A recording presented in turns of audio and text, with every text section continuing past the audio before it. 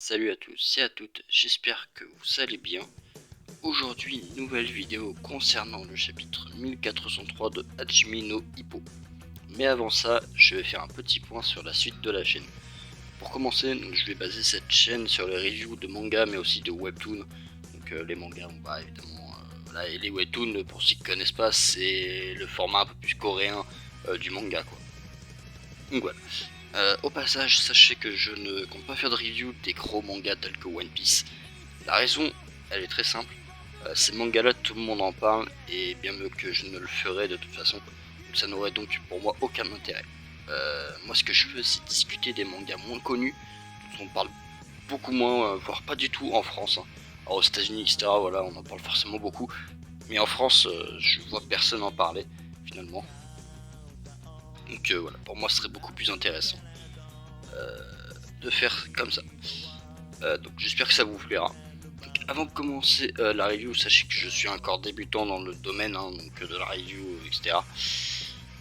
Donc ce qui va probablement me falloir du temps pour m'améliorer. Donc merci de ne pas être trop exigeant dans les commentaires pour ce début. Donc du coup c'est parti, on passe à la review du chapitre 1403 de Hajime no Ippo. Donc le chapitre s'ouvre donc sur une page où l'on voit Wally se prendre le premier coup net du combat finalement, ce qui s'était pas fait toucher jusqu'à présent, donc accompagné de la réaction des coachs et du présentateur, tous choqués par la scène. Faut dire que c'est une réaction normale, étant donné que jusqu'à présent Ricardo était complètement dominé par son challenger dans la première partie du match. On voit ensuite le champion qui tente d'enchaîner, mais évidemment ça ne passe pas avec Wally qui fait reculer son adversaire en attaquant férocement. Encore une fois, on a une démonstration de la vitesse folle du singe qui, malgré le coup qu'il s'est pris, enchaîne les coups.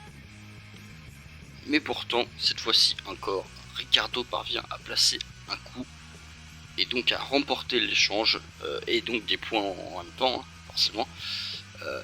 Fait intéressant, il ne frappe qu'au visage, puisque comme on le sait, Wally s'est déjà bien préparé pour gérer les frappes au corps en raison de sa seule défaite face à Hippo lors de son 4e match. Après ce coup au visage, Wally attaque à nouveau pour éviter l'enchaînement du champion, forcément. Et pourtant, encore une fois, et encore une autre ensuite, le challenger se prend des coups à nouveau. Et pendant ce temps, le champion ne fait que placer sa gauche.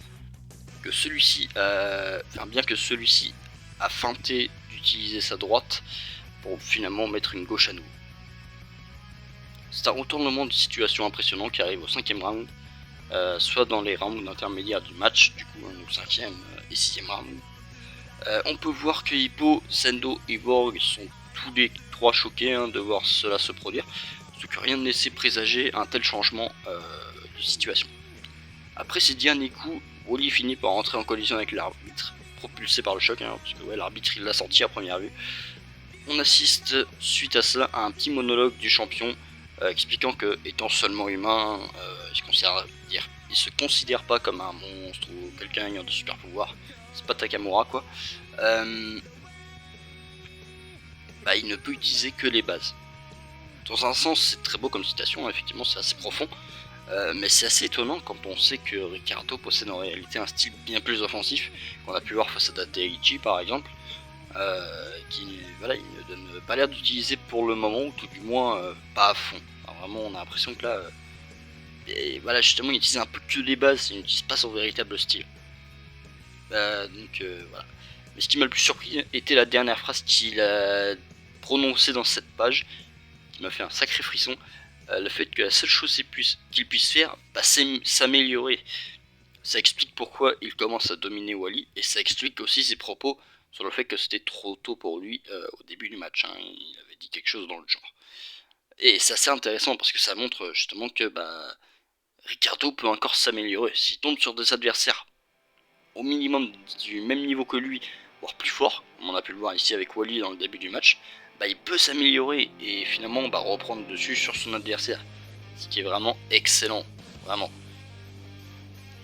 Une réaction d'Hippo vient ensuite nous inquiéter en tant que lecteur, puisqu'on apprend que la respiration de Wally devient irrégulière, là où Ricardo semble s'être complètement remis de son côté.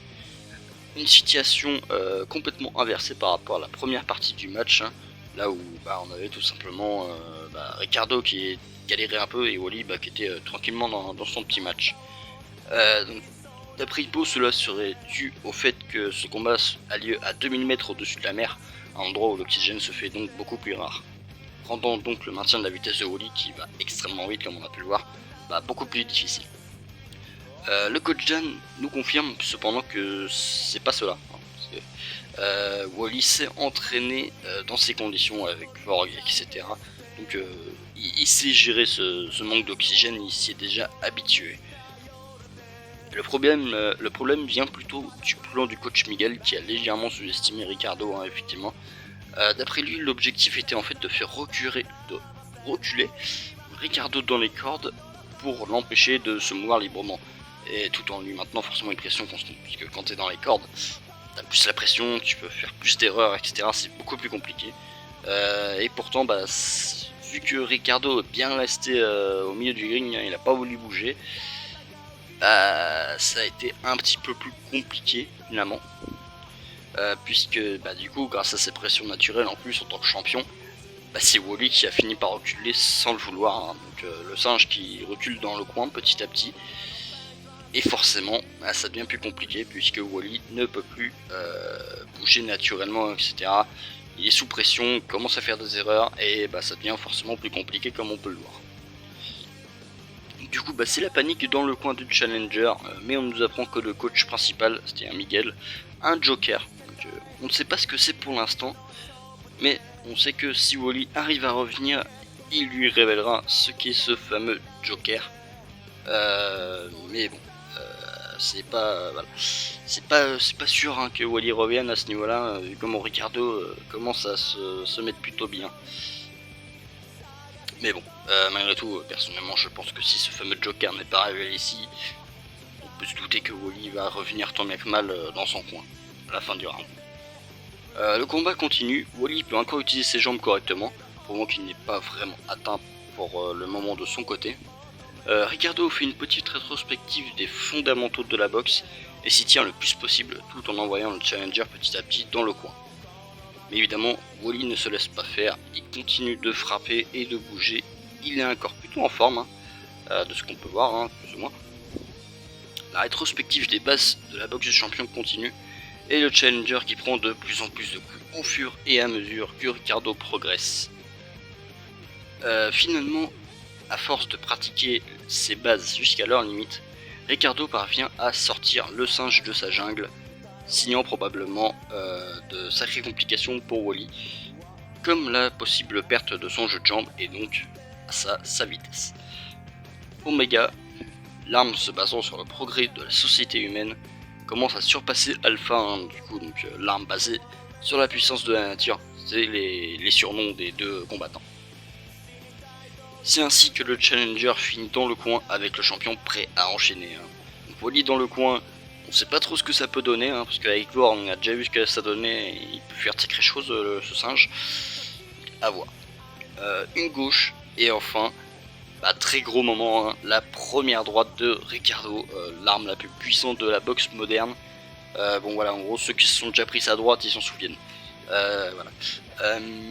Pourtant je trouve ça assez étrange, ça se passe ainsi, hein, comme je viens de le dire un peu plus tôt, puisqu'on sait que Wally peut faire beaucoup de choses dans le coin en fait, et surtout retourner la situation comme il avait fait par rapport à Vorg, voilà, et peut-être même contre Hippo, hein, j'ai un doute.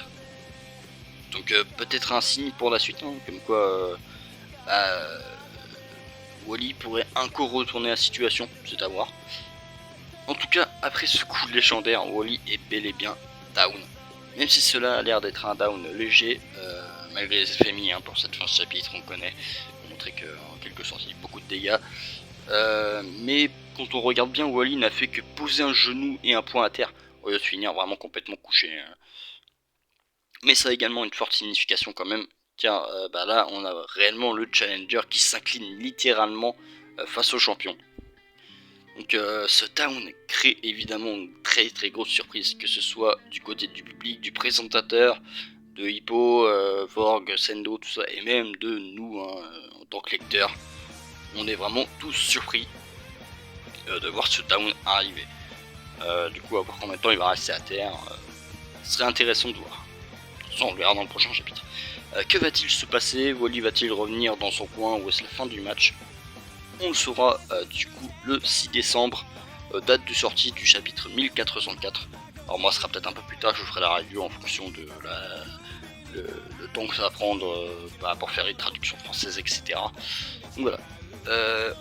J'espère que cette vidéo vous aura plu. C'est probablement assez brouillon, c'est le début. Je vais tenter de m'améliorer avec le temps, et voilà. Et du coup, moi je vous dis à plus pour une prochaine vidéo. Allez, salut!